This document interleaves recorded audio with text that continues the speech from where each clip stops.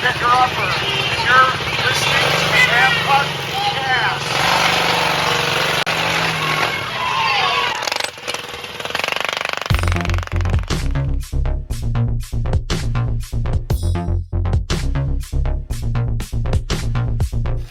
Hello, Maverick fans. Welcome back to another episode of the Mavpuckcast. I am John. I am Bridget.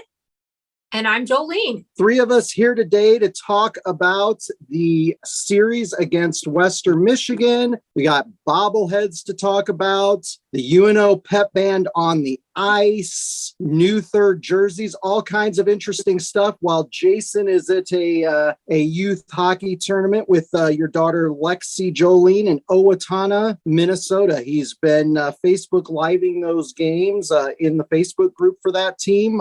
Has he mentioned anything interesting that has gone on this weekend? Not a whole lot interesting. He says it's cold up there. They're on their way back now. So it's kind of a rough weekend for the girls, but they still had fun. It's good to have you finally make your debut here in early December. So Western Michigan came into town on December 2nd and 3rd.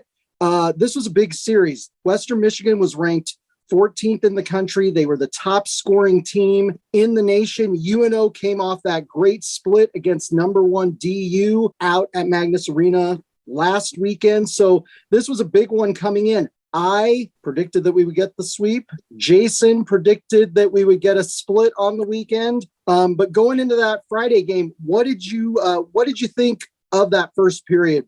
Well, the first part of the first period was very discouraging. The Mavboni driver said that he almost considered packing up and going back home to Lincoln because we got down 3-0 early in the first period. And it certainly could have been a blowout for that number one Western Michigan offense. But boy, our boy Tyler Weiss came through, started a scoring explosion for the Mavericks. So I was pretty happy after that, but that first part was rough. Yeah, I know. 3 unanswered goals for WMU. What did you think, Jolene, when Tyler got that goal to start the scoring for the Mavs? Oh, well, that was exciting. I had brought a friend actually that used Jason's ticket. And after we were down 3-0, I said, well, I didn't promise you that it would be a good game that you would see. But by the end of the second, I was like, I take that back. You're going to see it a great game. This team, I feel like, is a little bit different than teams we've seen in the past in that they do not give up when they are down.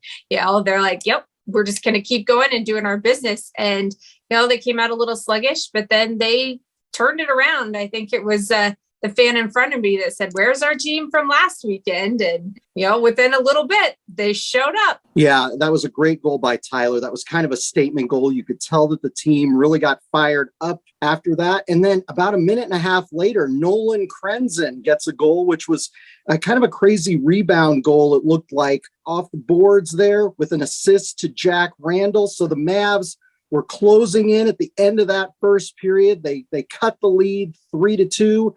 And then we go into the second period. And boy, that was an amazing. So that was one of the best and most entertaining second periods we've seen. 4:43 into the period, Jacob Gavin gets the tying goal for UNO at that point. Great to see the defenseman get that score.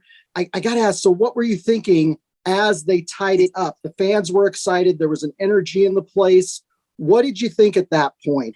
Well, I was excited, obviously, but also cautiously optimistic. I was waiting for the other shoe to drop. I didn't know that it was going to drop on Western Michigan. I thought, maybe they would start their scoring explosion, but boy, it wasn't. And that next play was just incredible. Jolene, we'll let you describe that one. The next goal, Sports Center top 10 for sure. Weiss picks up, kind of a broken play and gets the puck, spins around, backhands it over to Berg, who also spins and finds the back of the net. That was just beautiful. Yeah, that was an amazing goal. That better be an NCHC top 5 play of the week, because those guys were like running like a well-oiled machine. You couldn't draw that thing up. About a minute and a half later, Ray Fust gets his first goal as a Mav. At that point, we're leading 5-3. Did you think UNO was going to hold the 5-3 lead at that point? They were showing signs of increasing confidence at that point. I think, again, just the more that they poured it on, the more Western was a little bit back on its heels. I saw a lot of aggressive forecheck, really keeping the Western players, from getting a lot of momentum coming up the ice. And so I was feeling a lot better at that point. But again, you still never know how it's going to go. So cautiously optimistic, I'd say. As we were sitting there talking during the game, we're like, man, this is going to be a brutal one to talk about because it was like goal, goal, goal, goal. UNO getting down early, 3-0, scores 7 unanswered goals in this game. Boy, quite a second period. We got Johnny Tyconic in there. He gets the 6th goal for UNO, and Ty Mueller gets the 7th goal for UNO. Certainly, we've seen scoring by committee for UNO. They've really been able to spread it out this season, right, Jolene? Absolutely. I mean, between the two nights, we saw 10 different goal scorers. You and Jason talked earlier about, where's our scoring going to come from? Well, it's going to come from everywhere. Like, there is not a line out there that's not a threat to score. And I just have to say, the celebration on Ray Fuss's goal might have been better than the goal itself. So I just loved it. Their excitement and energy for each other is amazing to see. Was that the goal where it seemed like Joaquin LeMay, like he gave him a hug, but like he took him, like it took him down on it's almost like yeah. Yes, that is the one where he just barreled him on, and they were just so excited. It's great to watch this young team come together, from what we saw at the beginning of the season till now. Matt Miller mentioned in the Tuesday presser how the team was really starting to gel and how the chemistry between the players was like nothing he'd seen before. So it's always great to hear that. And we're up 7-3. We're going into the third. I think we were all fairly confident with a 4-goal lead at that point, but the Broncos had something else to say about that. In a minute 43 into the third period, Dylan Wentz scores the 4th goal for the Broncos, and then the Broncos go on to score 2 more goals in that period. It was tight. It was close the last half of the third period, 7-6. I was worried that some little fluky bounce or something was going to cause us to lose our lead. It was going to be a tie. It was going to go to overtime. I was like, no, don't blow that kind of lead. But the Mavs held on to win. Very exciting game. Some people said this was one of the strangest games that they had seen for UNO in quite some time. Would both of you agree? It definitely was exciting. I think it was nerve-wracking. Strange, I don't know. I would have expected stranger things, but it was very entertaining. Yeah, I would agree. I mean, it kind of reminded me a little bit of the Miami game a few years ago, the 11-7. It's like, when are we going to play defense? I don't know if we're going to play. It's when we scored the 8th goal that then didn't count, was overturned via offsides. I was super confident once we scored 8, and then they took it away. And I was like, oh no, now I'm starting to worry. It was entertaining. I did question whether to tell Jason to get back and live stream something. I didn't care what, because he started live streaming, and then UNO scored all 7 of their goals during the entire game that he live streamed for Lexi. And then when it was over, Western Michigan went back to scoring. So, I mean, I hope Jason had a good time live streaming in Owatonna, Minnesota, because he may be going there for several series going forward here, the rest of the first half and into the second half. So he's going to get some frequent traveler miles there. But you're right. That third period, it felt like we were playing prevent defense. And as we all know, the old adage is, the prevent defense prevents you from winning. So they gotta keep pushing, keep going at it, and I think good things will happen. It's hard when you have a lead, and especially with a young team that's still gelling, still getting used to each other. But a great win for UNO to start this series off. And then we go into Saturday, and I'll be honest with you, I had no idea what was going to happen after such a crazy emotional win for UNO. Honestly, part of me was thinking that Western Michigan was going to come out on all cylinders and that we might be a little tired, a little flat after such an emotional win. And so I was thinking we might lose that Saturday game. What were you thinking, Bridge? I felt the same. I thought maybe there would be that emotional letdown. I also thought that maybe Western would come out and, shellac us 10-1 or something like that. You just didn't know what to expect. Jolene, what were your thoughts?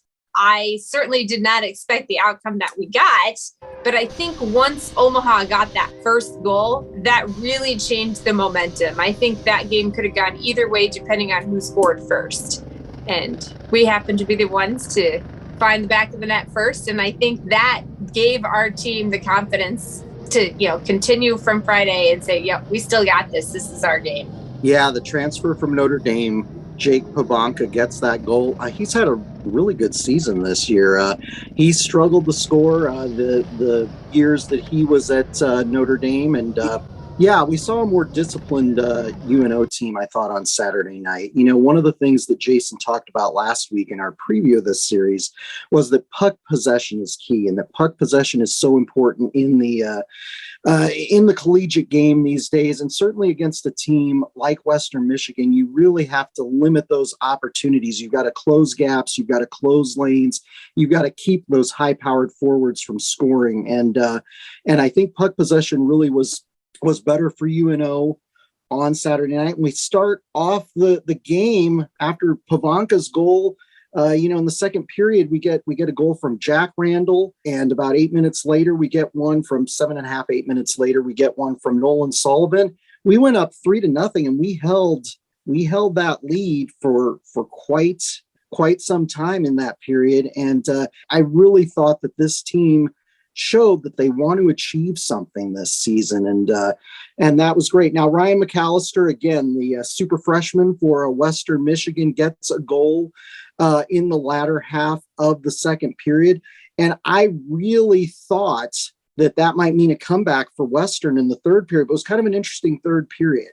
It sure was. I mean, we started on the third period with almost 7 minutes of power play time. Was a hit right at the end. I don't know, John, you want to talk about that? Yeah, well, as you both are well aware, and as Jason's well aware, there's nothing I love better than talking about major penalties this season. The close of the second period is very, very interesting. There was a vicious hit on Joaquim LeMay in that period. He really got his bell rung by Hillebrand for WMU, and he took an elbow to the face, and it was not a pretty play, and Joaquim went down and he didn't return for the game. I'm still befuddled that they didn't call anything immediately after the play. The officials ended up reviewing it. It ended up being a 5-minute major. It was just weird that we didn't end up scoring on that 5-minute major. But Bridge, what did you think of that penalty as you were watching? I know you were filming as LeMay was down on the ice. I was really worried about him. What did you think? Well, right before that, the Western player Hillebrand, he had taken a puck. We're not sure where. It was potentially a sensitive area or the neck. Still not sure. And so he was down for quite a bit. And then when he got back up, he was the one that ended up, striking LeMay, is my understanding of it. Again, I was watching it, but trying to comprehend at the same time, because play went on for quite some time with him down, and then he got back up, and then of course it was the end of the second period. But boy, we really wish LeMay the best. I had heard coach say that at the post-game press conference that he was being evaluated, so hopefully he can come back from that soon. Yeah, one of our talented freshmen out of the Quebec youth ranks. We definitely want him back, and we hope everything's okay. So hopefully we'll get a status update before the Colorado College series this week. But yeah, oddly enough, we did not end up scoring on that, and there were no goals the rest of the way. But UNO ends up winning 3-1. We end up sweeping the number 14 team in the nation. I mean, I'm tell you guys what, this is a team that's kind of on fire right now. They got a little bit of momentum going. I mean, right now in the conference, we are 4-3-1, and that's crazy after the start we had in October. I remember thinking after that exhibition against Minnesota State Mankato that things were probably going to be pretty good against our non-conference opponents, but we ended up getting swept at home by Niagara. So this team they're really resilient. They keep chipping away. They keep moving forward. And one of the interesting things in the post-game presser that Jack Randall mentioned was he mentioned that the team has a goal of winning the Penrose Cup. And I don't think I remember in recent history any UNO team mentioning the Penrose, which is what you win for winning the regular season conference title. So, give these guys credit. I love that they have a goal that's out of reach, that they can just keep kind of moving towards. And as we all know, a lot of times in hockey, it's about inertia. Objects in motion tend to stay in motion. Objects at rest tend to stay at rest. So it was just great to hear that from him. And I feel like this is a team on a mission right now. So hopefully before the Christmas break here, they can get some more positive mojo in that series out at Colorado College. As Jolene pointed out, a lot of different Mavericks scored this weekend. We got to see two different goalies this weekend. It was interesting. We had Kuharski on Friday night, and then we had freshman Simon Lakotsi back in the lineup. Who are your players of the weekend? I'll go with you first, Bridge. Who did you like this weekend? Well, you've called him Mr. Dependable in previous podcasts, so I'm going to go with our buddy Jack Randall, who has 14 goals on the season, nation leading 14 goals. Again, we had all these different scorers. He really made an impression. He had 6 assists so far in the season, including one of them on Friday night, and then that important goal on Saturday night. So my pick is Jack Randall. Great pick as usual. He's been one of the most pleasant surprises for UNO this season. Transfer from Michigan that, according to Mike Gabinet, they spent a lot of time recruiting him, and I'm glad he's having a breakthrough season this season because it's nice to see him have success. So, Jolene, who did you like this weekend? Normally, when your husband is on the podcast, I always wonder if he's going to pick Tyler Weiss. Are you picking Tyler Weiss? I don't think we picked Tyler Weiss in an episode this season, which is amazing because it seemed like we picked him in every episode past like 4 seasons. Who did you like as your player of the week this week? Well, like you said, I could pick Tyler Weiss. I mean, he started off the scoring on Friday night. He had that great setup for Berg, top 10 play. However, I'm going to go against what Jason would probably do, and I'm going to pick Lakotsi as my player of the game to come in on Saturday, not having started a game since the end of October against Long Island, taking on the top scoring team in the country after they just scored 6 the night before. That's got to be tough, and he held them to 1 goal. So the team seemed to really play well in front of him, but he made some great saves to keep us in there and, keep that momentum going. So I'm going to go with Lakotsi for the weekend. Good to see him back in the lineup. I know that Coach Gabinet, he's a fairly conservative guy when it comes to goaltenders. And if he finds a guy who's steady and dependable, he tends to stick with that player. So I'm glad they found a situation to get him back in the lineup. I think that was a good confidence boost for him, a good win, because we're going to need him down the stretch because there are going to be weeks when Jake Kuharski's off. So great to get Simon back in the game. I'm torn now. I feel like I should pick Tyler Weiss because, we love Tyler. When Bridget was doing the Facebook Live of the post-game fight song celebration on Friday night, Tyler came up and he put his hand in front of her camera and he was smiling and laughing. We love Tyler. I've got to go with the freshman Ray Fust. I picked Jacob Slipik when he got his first goal as a Maverick a few weeks ago, and I've got to go with Ray Fust. This is a player who I had relatively high expectations for coming in. He had 13 goals and 7 assists with the Waterloo Blackhawks last season. I just want to say Waterloo Blackhawks like it's Cindy Lou Who or something since it's Christmas season. So the Waterloo Blackhawks, 13 goals, 7 assists. Fun fact about him, he played prep hockey. He played for Northwood High, their prep team, back in 2019-20 with Jacob Gavin. So that was kind of an interesting little tidbit that I found. And that season Fust had 43 goals and 27 assists. So I think he's a guy who can really become a force. And it was just great to see him be part of that scoring explosion on Friday night. So I've got to go with the player from Switzerland, Ray Fust, honoring a new Mav this week. So we'll try to get you next week, Tyler. Just keep chugging along with those amazing dangles and those amazing assists, because that's right, because we heart you here. We definitely love you. Turning to our first things you missed at Baxter Arena, or because Jason isn't here and he missed a lot of stuff, we'll say things Jason missed at Baxter Arena. Our first thing you may have missed if you weren't at Baxter Arena, or you were out in the concourse getting concessions, or you were in the restroom, the UNO Pep Band in the second intermission on Friday night came out onto the ice and performed a few songs.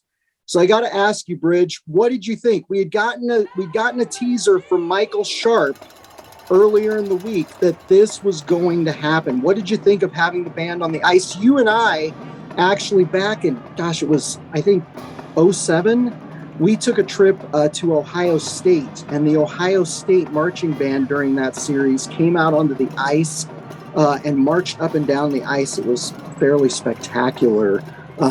That's like a Big Ten football band. I mean, it was amazing. So what did you think of the UNO Pep Band having a little bit of risk going out there on a slick surface and performing for the fans?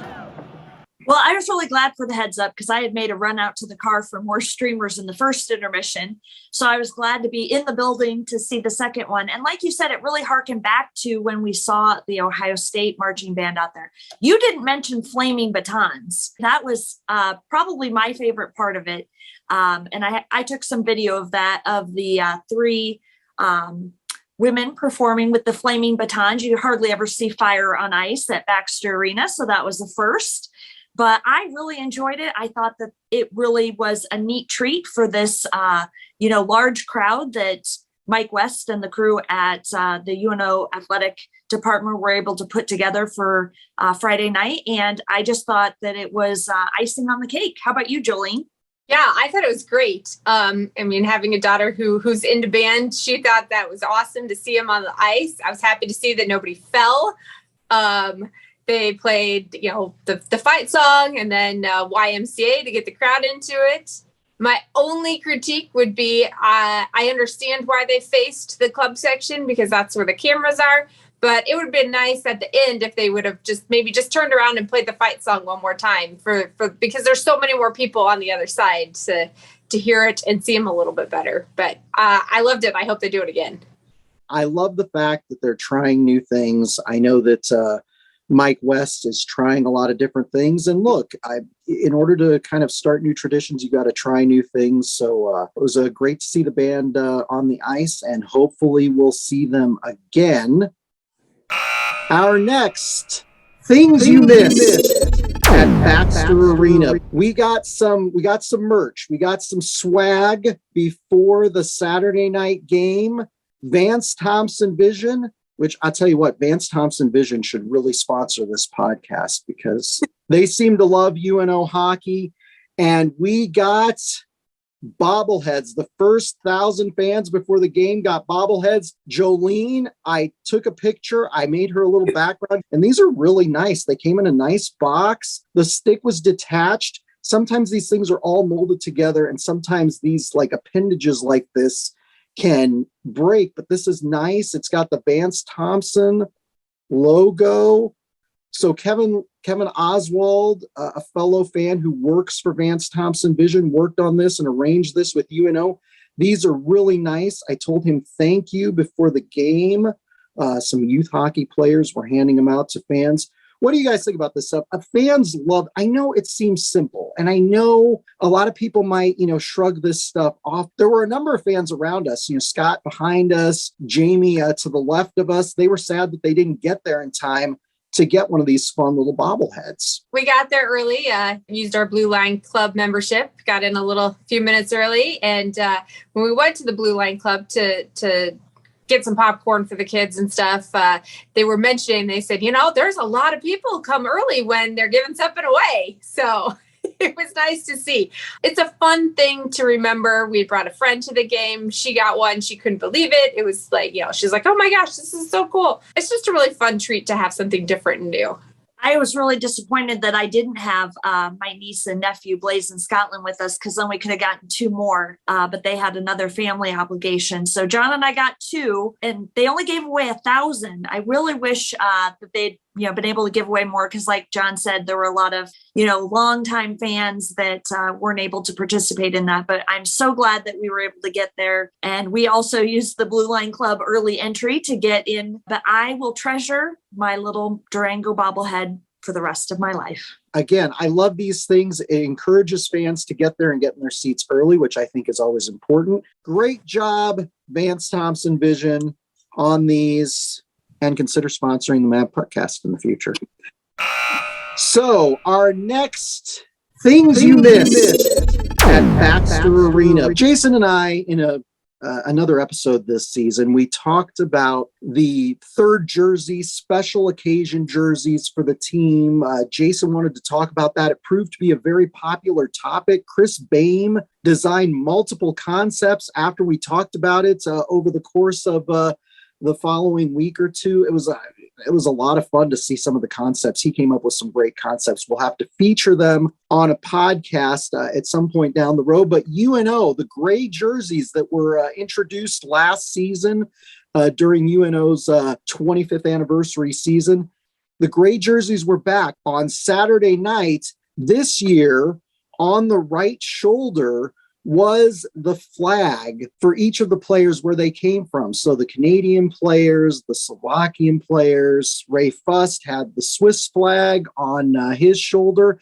This was pretty cool. And I know that there have been past NHL All-Star Game jerseys where they've included the flag. I think I read online that the 1998-99 All-Star jerseys that were worn, it was North America versus the world.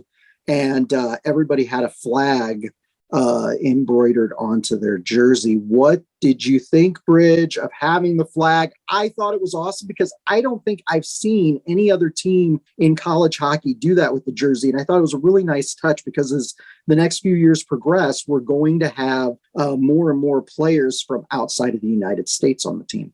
That was the first thing I noticed when UNO Hockey's Twitter account posted pictures of it in the locker room. I zoomed in on one picture and I thought, what is that? And the minute that I figured out that it was country flags, I thought that is just such a cool touch. I'm so glad that they did it. Again, it's a way to recognize those international players. And I want one of those jerseys. I agree. I love the jerseys. I love the inclusion of the flag. For the countries, for every player, I'm sure it means a lot to them to have that on their jerseys. I also love last year's gray jerseys. The nameplates, they were so hard to read with the color, and I see that they fixed that this year. You can actually see the names, you know who the players are now. Jason did mention that it was harder to tell the difference on the video feed of the game between the gray and the I guess it's dark brown that Western wore. And I can see that it is a little more difficult, but I think some of that is just our video production as well. So I love them. I hope we get to see them for the Saturday games for the rest of the season. So yeah, we talk about UNO historically speaking being a relatively new program, having started playing in the fall of 1997, and we talk about the fact that we don't have the long gestating tradition that programs like North Dakota and Minnesota do. And so little things like this can become UNO's tradition going forward. I think about, several years ago, Oregon football, their apparel deal with Nike, coming up with all of the crazy football uniform and helmet combinations every season. And non-tradition sort of became their tradition. The traditional teams like Nebraska and Penn State during those years had these very boring uniforms that they've been wearing for decades. Uniform combinations and unique uniforms like this are becoming such a big part of college athletics. And I think the players love it. The fans love it. So I love that they did the flags. Like Bridget said, I'd love to be able to buy these jerseys. So UNO marketing folks, help us get these authentic jerseys from Adidas. The sleeve can be empty and then we can all choose what flag we want. Do we want to have the US flag because we're from here? Do we want to have the Canadian flag to show our support from the players from Canada? There were a number of us who used to wear these little Canada flag pins back in the early days of the program when we had a lot of players from Canada to show our support for those guys. I think it'd be great to get them. So hopefully we can get that taken care of at some point in the future. But before then, we've got to talk about UNO's upcoming trip to Colorado College. Bridget and I, before the season, were hoping to make this trip because we have not been to the new Ed Robeson Arena. We've been out to Colorado College, to World Arena to see a series.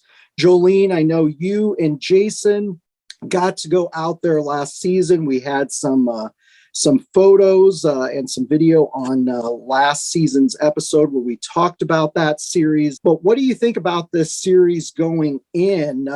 This is one of those series when we look at last season, we had 8 total games against Colorado College and Miami, and we did not have a lot of success last season against those 2 teams. What do you think going into this series? Jolene, I'll start with you. What do you think about Colorado College coming up? I would say I am cautiously optimistic. Colorado College, kind of like UNO, has had their ups and downs this season. They've won some bigger games, but they've also, lost and tied some games that maybe they should have won. So Colorado College is one of those that's always hard. I don't know why, but UNO has struggled against them when they shouldn't, and both at home and out there. Although I think we tend to do pretty good out there, even despite the altitude. When Jason and I did go this past January and got to see them in the new arena, they did win that game, and it's a great arena, really small, compact, so it's very loud. So it's a fun place to play, I think. Colorado College is coming off of a split with UMD in Duluth.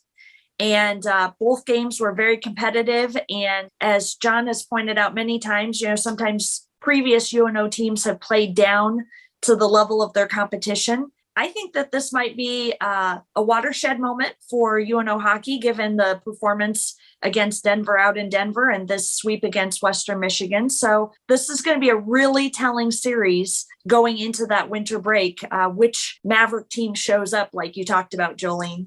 CC is 6-9-1 on the season. They're 3-4-1 in conference play. They had a shutout on December 2nd against Minnesota Duluth. That's the second time they shut out the Bulldogs this season, and that shutout happened in Duluth against a struggling Bulldog team. Leading scorer for Colorado College, the player to watch in my mind, is Hunter McCown, who has 9 goals and 3 assists on the season. And then their freshman goaltender, who was the NCHC goaltender of the month for November, Caden Mbarucco. Always hard to pronounce some of these names. He played for the Lincoln Stars last season, and he currently has a 2.31 goals against average and has a 4-6-1 record for Colorado College. So he's going to be an exciting player to watch. Lots of good young talent coming in there. A former UNO assistant, Peter Menino, is there recruiting players. UNO fans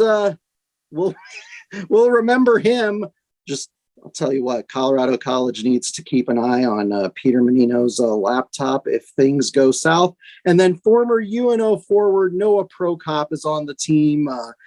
Fans will remember him with UNO, so he's always a player to watch. I know he gets excited when he plays UNO each season. So it's an interesting series going in. I'm just going to be bold. The team's very excited. They need these points. They're 4 points out of first place currently in the NCHC. We're currently sitting in third place at this early point in the season. A couple of wins out in Colorado Springs would be big. So I'm calling it again. I'm going to say UNO goes to Colorado Springs. They go to Ed Robeson Arena and we sweep. I just look at this team. I look at the attitude so far. I look at the dynamic that's going on. Everybody seems happy and they seem happier. So I think things are going well. So I'm going to be bold and go with the sweep.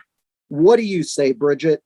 What do you think the outcome is going to be for this upcoming series at Colorado College?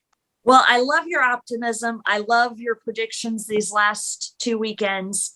I hope that you are correct, but I'm going to pick a UNO win on Friday night and then a tie, official tie on Saturday with UNO winning the shootout to get the conference points. So I'm going to say we get 5 out of 6 points on the weekend. I'm a little less certain that we can just dominate the way that we did, on Saturday night against Western, but I'm still hopeful that we come out of there with the majority of the conference points. How about you, Jolene?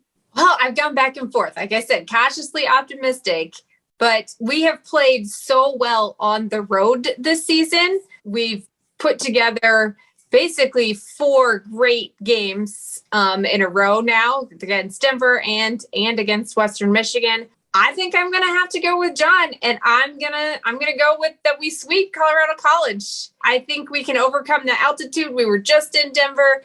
We, just swept Western Michigan. I think we can do it.